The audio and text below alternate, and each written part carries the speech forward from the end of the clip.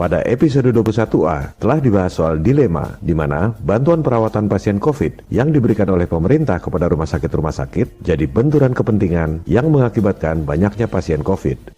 Bisnis anggaran, makin banyak korban COVID, rumah sakit makin banyak dapat duit dari pemerintah. Padahal duitnya ngutang yang harus dibayar anak cucu kita sampai 50 tahun lagi. Ini bahkan terjadi di Amerika. Ada seorang dokter dan senator di Amerika bernama Dr. Scott Jensen yang terang-terangan protes di media-media mainstream bahwa acuan dari Otoritas Kesehatan Amerika yaitu CDC sengaja dibuat untuk menggelembungkan statistik korban COVID. Acuan resmi dari CDC, orang yang tidak dites COVID pun bisa ditulis mati karena COVID. Ini sudah keterlaluan. Dari kemarin kita bahas soal alat tes COVID yang tidak akurat sampai-sampai kambing dan pepaya pun terinfeksi COVID. Ternyata prakteknya lebih parah. Nggak dites COVID pun, sertifikat kematiannya sah bisa ditulis mati akibat COVID. Dan ini terjadi di negara adikuasa, Amerika Serikat. I don't mean to interrupt you, but my heart is sinking right now as you're telling me this. You're a doctor. Why in the world would they be sending you out information to fill out death certificates, whether the person's been diagnosed with COVID-19 or not, but then to say in the death certificate this person's death was caused by COVID-19? That does not sound right to me.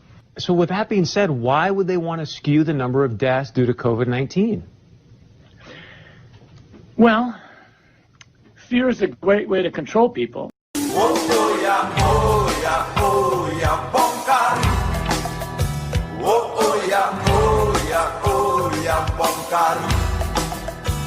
Dr. Scott Jensen adalah seorang senator patriot. Ia pun belak-belakan buka kartu bahwa tiap pasien di Amerika, rumah sakit dapat santunan $13.000 atau sekitar 200 juta rupiah per orang. Kalau masuk ventilator, dapat lagi santunan $39.000 atau sekitar 600 juta rupiah. Jelas saja banyak data jumlah korban COVID di Amerika. Tentu banyak antek elit global yang tidak suka kebobrokannya dibongkar, termasuk Dr. Fauci, pimpinan gugus tugas corona di Gedung Putih. Ia menuduh Dr. Scott Jensen sebagai penganut teori konspirasi. Kita dengarkan tuduhan Dr. Fauci dan apa jawaban Dr. Scott Jensen. You will always have conspiracy theories when you have very challenging public health crises. They are nothing but distractions. Conspiracy theories, doctor? So you're engaging in conspiracy theories. What do you say to Dr. Fauci tonight? Well, I would remind him that anytime healthcare intersects with dollars, it gets awkward. Nobody can tell me after 35 years in the world of medicine that sometimes those kinds of things impact on what we do.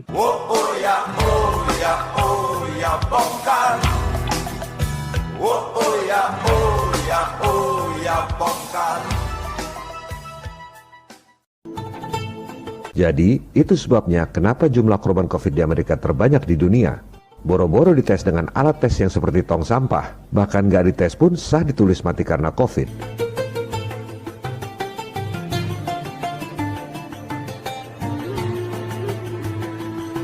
Demikian halnya dengan Italia, media-media mainstream semua mempropagandakan tingkat kematian yang tinggi akibat COVID. Sementara para dokter di Italia justru pada teriak, tolong dong, otopsi, otopsi, otopsi. Artinya apa? Artinya, yang digembar-gemborkan tingkat kematian tinggi akibat COVID di Italia itu sebenarnya nggak pernah diperiksa betul matinya karena COVID atau bukan. Dasarnya cuma berita di media-media mainstream yang dimiliki oleh elit global. Kalau di negara-negara barat, memang biasa melakukan otopsi untuk memastikan penyebab kematian. Itu justru tidak dilakukan untuk korban COVID. Jadi modusnya sama saja dengan di Amerika. Asal klaim, nggak usah tes COVID, nggak usah otopsi, tulis di sertifikat kematian karena COVID. Dapat insentif dari pemerintah, yang duitnya juga sama, ngutang pada para bankir elit.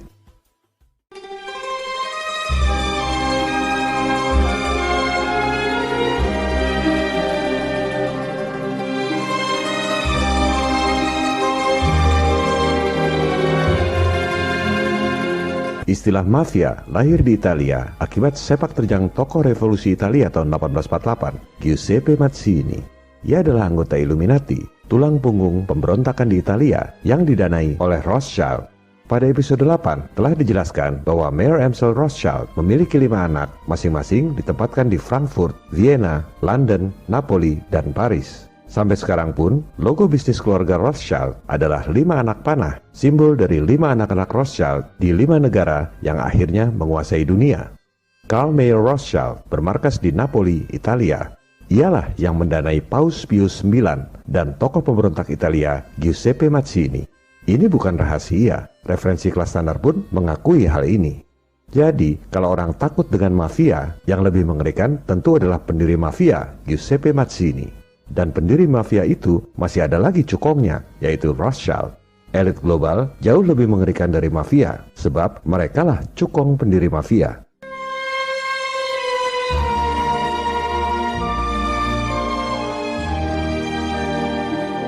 Dari nama Mazzini inilah kemudian lahir istilah mafia, singkatan dari Mazzini Autorizza Furti-Incendi Avvelenamenti, yang artinya Mazzini mengizinkan pencurian, pembakaran, dan peracunan.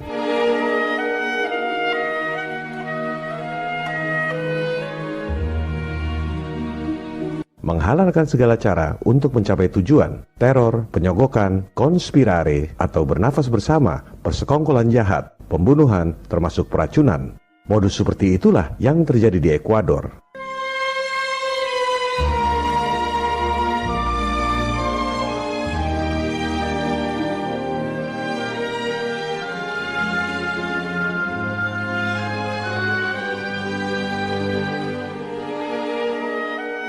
Mengapa banyak mayat bergelimpangan akibat COVID di Ekuador?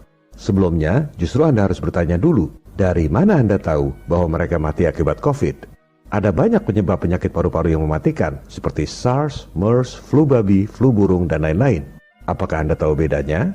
Dari mana Anda tahu bahwa mereka mati karena COVID? Apakah ada hasil tesnya? Pasti nggak ada. Apakah ada yang diotopsi dan diperiksa betul? Pasti nggak ada juga.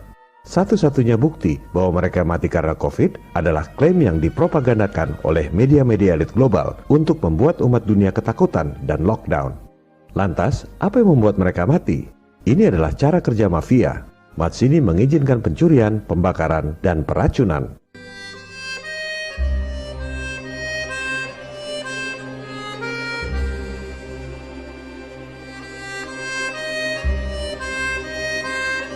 Cara kerja mafia memang seperti itu, membunuh dan membiarkan mayatnya di jalanan agar jadi peringatan bagi yang lain.